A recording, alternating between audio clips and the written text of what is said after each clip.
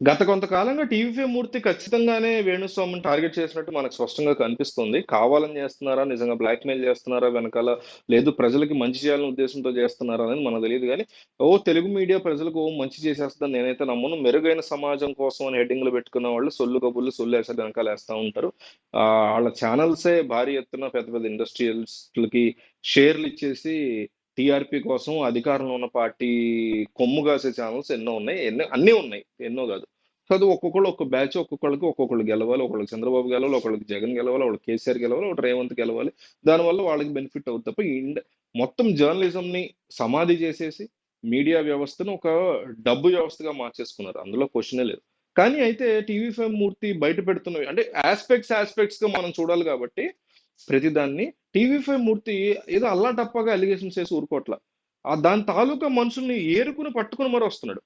పట్టుకుని వచ్చి ఆ అంశాలన్నీ బయటపెట్టి అంటే వేణుస్వామి ఏ రకంగా మ్యానిపులేట్ చేస్తాడు జనాల్ని ఆడైనా, మగైనా ఏదైతే ఈ వశీకరణ అంటారో లేకపోతే జ్యోతిష్యం అంటారో ఈ కైండ్ ఆఫ్ థింగ్స్‌లో ఏ రకంగా మ్యానిపులేట్ చేస్తాడు.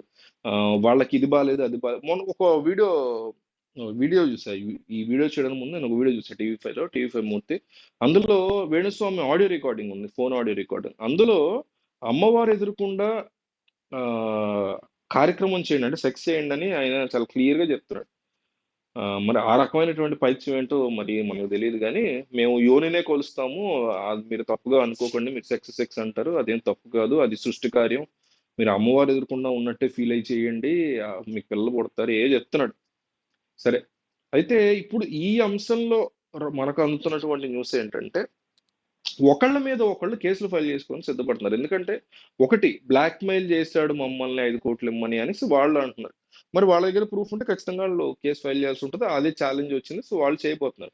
సేమ్ టైము నేను ఎటువంటి హాని వాళ్ళకి క్రియేట్ చేయకుండా వాళ్ళ ఆత్మహత్య వరకు వెళ్తాం అని చెప్తున్నారు. రేపొద్దున వాళ్ళకేమన్నా అయితే నా మీదకొచ్చేలాగా ఉంటది. Abetment suicide అంటుందని. సో, ఆ రకమైనటువంటి సిట్యుయేషన్ నాకు రాకుండా నేను ముందే జాగ్రత్త పడతా. నాకు ఎటువంటి సంబంధం లేదు. మీరు సూసైడ్ చేసుకోవద్దు. మిమ్మల్ని ఎవరైతే నా పేరు మీద మిమ్మల్ని ఎవరో బెదిరిస్తున్నారు.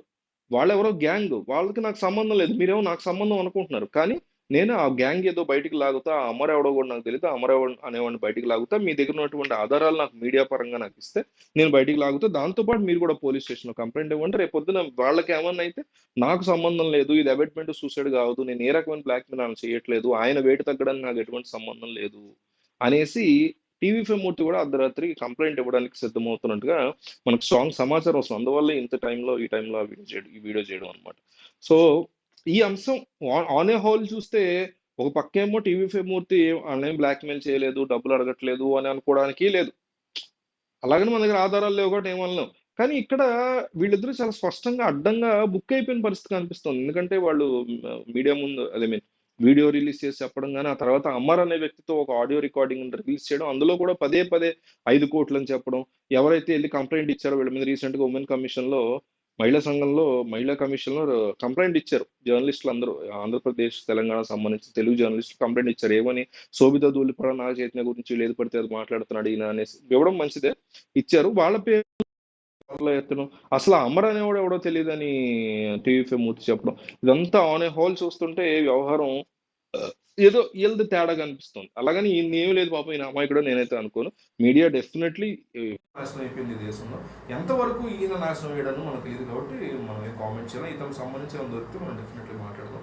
సో ప్రస్తుతానికి మాకు ఇన్ఫో ఏంటంటే ఒకళ్ళ మీద ఒకళ్ళు పోలీస్ కంప్లైంట్ ఇవ్వడానికి ఆ అమర్ అనే వ్యక్తిని బయటకు లాగమని టీవీ5 మూర్తి డిమాండ్ చేయడానికి లీగల్గా ప్రొసీడ్ అవ్వబోతున్నారని తెలుస్తుంది.